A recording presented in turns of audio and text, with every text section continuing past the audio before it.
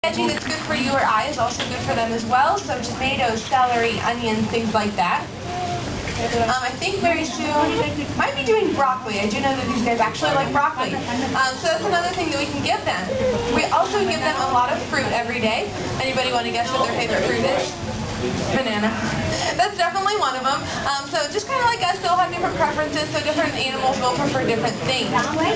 So I'll introduce the 3 gorillas that are currently on habitat. The one that is on the far hill, he is our largest male. His name is Simpson, and he is our only silverback currently in Busch Gardens. He is our oldest male and largest male, being 30 years old and weighing almost 350 pounds. So he's a pretty big boy. His favorite fruit is definitely banana.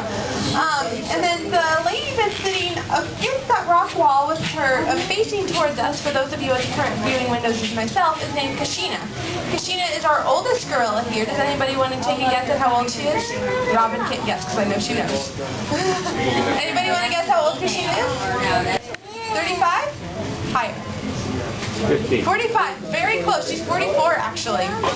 So she's pretty old. And you can see her son is the one that was running across with some lettuce as we spoke. Her son's name is Bolingo. He was the first gorilla born here 10 years ago. And like I said, he is the son of Kashina. He's also a recent father, as we have 2 baby gorillas inside with their mothers right now. We have Enzi, who will be 2 in December, and then we do have another little guy who was just born almost 3 weeks ago. And so they will hopefully be out later today, depending on the weather. We do have a total of 7 gorillas here. We do like to vary up their social structure, just kind of like you or I. Sometimes we prefer alone time, sometimes we prefer one-on-one time with someone else, and sometimes we prefer to be in a bigger group setting. These guys thrive in a very similar way, so we have to monitor their behavior each and every day to make sure that we are doing what's best for them and doing right by them as well. We do train these guys every single day in a wide variety of ways. You're actually seeing a training session right now, believe it or not. So if it's over, we're also not going to promote it.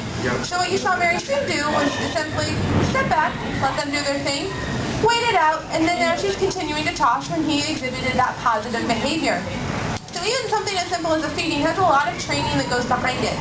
We only use positive reinforcement here, which basically means when they do something that we like, we give them something that they like in return. You just saw a perfect example of that. Bolingo allowed Kashina to eat, so everyone's eating lettuce. This also translates to our one-on-one and indoor training. We do train our gorillas for a wide variety of things. My next question to you guys is, how many of you like to go to the doctor? Nobody? No one? How many like to go to the doctor and get shots? Really nobody, right? Would you guys like to go to the doctor if the doctor paid you $100 every time you went? Yes. Would you like to go get shots if every time you got a shot you got $1,000? Yes, right? So that's that positive reinforcement in action. So the main reason that we do train these gorillas is actually for their medical or husbandry care. We can ask them to present every portion of their body to us with a different verbal or visual cue, and then that enables us to give them a really good checkup each and every day. It also provides an outlet for us to build trust with them. And then obviously as time goes on, we can train them for more advanced behaviors. So how many of you would believe me if I told you that our gorillas will accept a voluntary injection and actually like them? Yeah, you do believe me? Okay, I see a couple hesitant faces. So, funny story about Simpson, the guy in the back, he used to receive B12 injections. Now we do just a pill and a banana every day because it's a little easier. But he used to receive B12 injections. And so what would happen is when he would see that syringe, he would line up his shoulder on the mesh because we do our protected contact.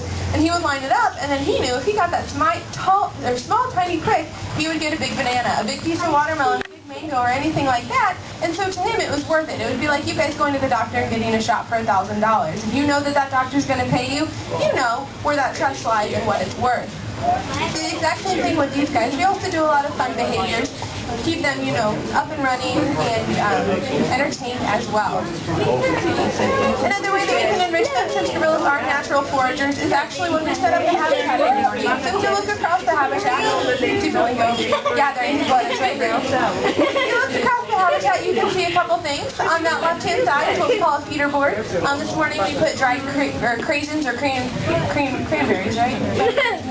The little dried craisins in those. And then we also have these black tubs. So spinach was one of their diet items today, so we made them little salads in the tubs. So spinach in there, some carrots, and then a few little extracts of their quote-unquote dressing. You can also see these white PVC cup feeders hanging from the trees. Inside that we put oatmeal with blueberries in it. So they do eat some things like that. To them, that's kind of like a special reward or snack that they enjoy coming out and foraging on habitat every day. So each and every morning, we'll come clean the habitat, reset this food, hide it about, and then give them the opportunity to come out and find it. Do you have a question?